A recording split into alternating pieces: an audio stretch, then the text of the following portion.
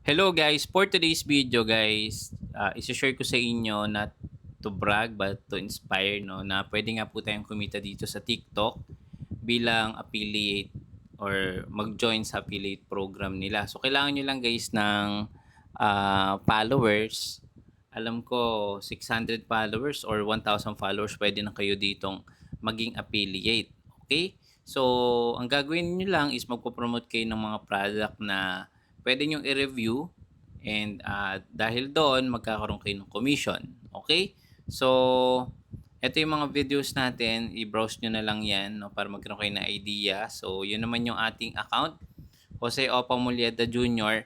Recently lang tayo guys dito focus sa affiliate dito kay TikTok dahil yung ating page or yung Facebook natin, yung profile natin ay na suspend. Ayan, until now, suspended pa din siya.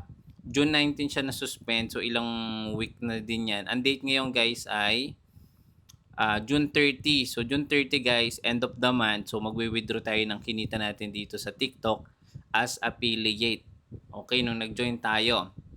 And papakita ko sa inyo na mula June 19 hanggang June 30 ngayon, ipapakita ko kung ilan yung order na nag-order dito sa TikTok. Okay? So ayan, punta tayo dito. And papakita ko lang din sa inyo, ito yung ating GCash. Ayan, so wala siyang ano ngayon laman. Ayan, nire-refresh ko. Okay? So ayan, so June 30 wala pa. June 3, ayan, 16 lang yung ating history.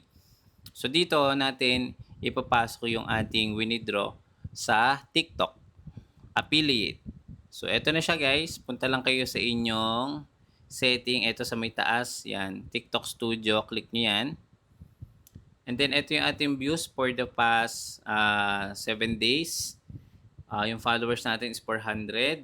Yung likes natin is 2.2 for the past 7 days. Okay? So, yung monetization natin, ayan guys. Pakita ko lang sa inyo, share ko lang. Not to brag, but to inspire, na pwede nga din po kayong mag-try bilang affiliate dito sa TikTok. So, ito yung kinita natin. Ayan. So, pwede natin to i-withdraw. Ayan, so pakita ko lang muna sa inyo yung ating order mula June 19 nung tayo ay na-suspend, nag-focus tayo sa TikTok. Na-suspend po ako sa Facebook, no. Punta tayo dito, then click natin guys yung ating order dito mula June 19 to June 30. Check nyo guys, eto. Ayan. So, nagkaroon tayo guys ng 577 created orders. So, mostly po itong pinopromote ko yung antenna. So, kumita tayo guys dyan ng 7,000, no? And then yung the rest yung iba pang mga produkto. Okay? So, June lang yan June lang. Nag-create tayo nakapag-create tayo dito ng 577 orders. So, ngayon, gagawin natin para makuha natin to, i-click natin tong withdraw. Ayan. So, meron tayo guys ditong withdraw balance.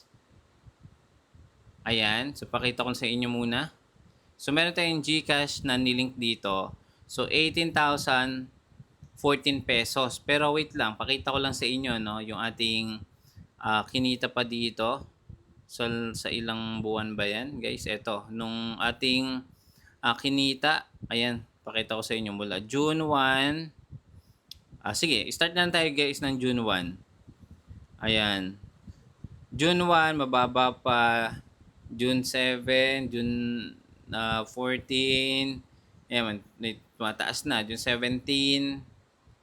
Ito po yung mga kinikita natin per day bilang affiliate dito kay TikTok. So, overall, nag-generate tayo ng 18,000. Okay? So, yung ating payment dito, yung last natin ay nung May. Kumita tayo nung May ng dalawang withdrawal kasing ginawa ko nung May eh. Pakita ko lang sa inyo guys. Pasensya na guys sa may ulan. Ayan. So, yung May, ang kinita natin is 2,163 plus 3,464. Kumita tayo guys ng almost 6,000 pesos nung May. Then, nung June wala pa. So, eto pa lang yung ating withdrawin. So, ito yung kinita natin guys nung June. Okay? So, click natin withdraw balance.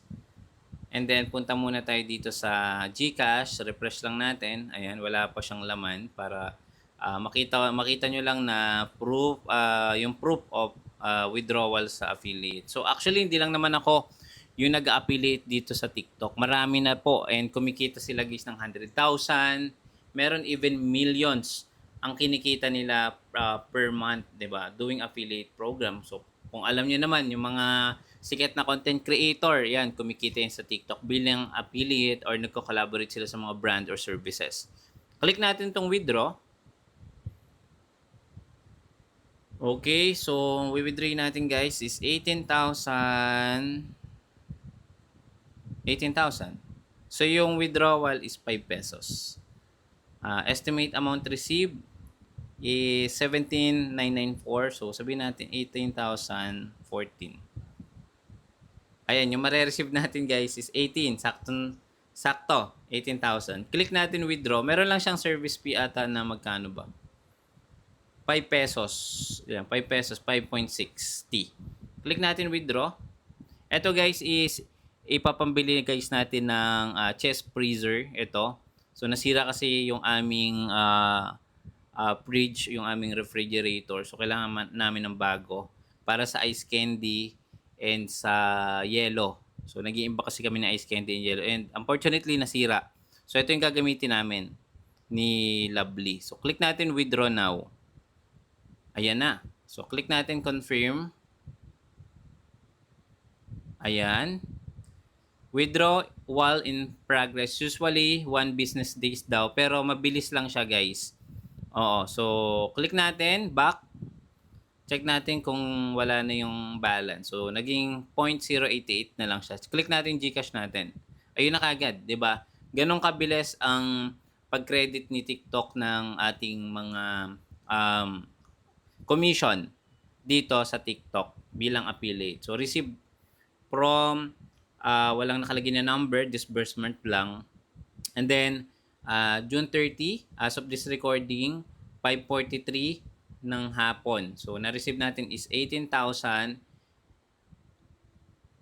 pesos. Okay? So, ayan. So, legit po sa TikTok. Actually, dati pa naman ito na talagang kumikita bilang TikTok affiliate and pwede nga kayong kumita. Actually, maraming mga affiliate application or services na pwede kayong mag-join.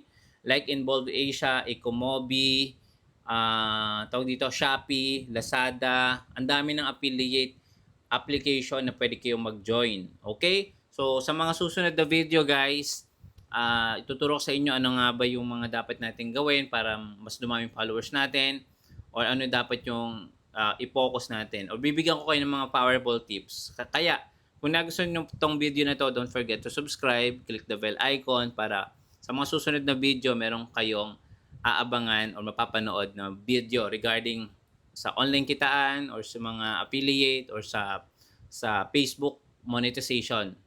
Yun lang guys. Maraming salamat. See you again sa next video. Bye-bye.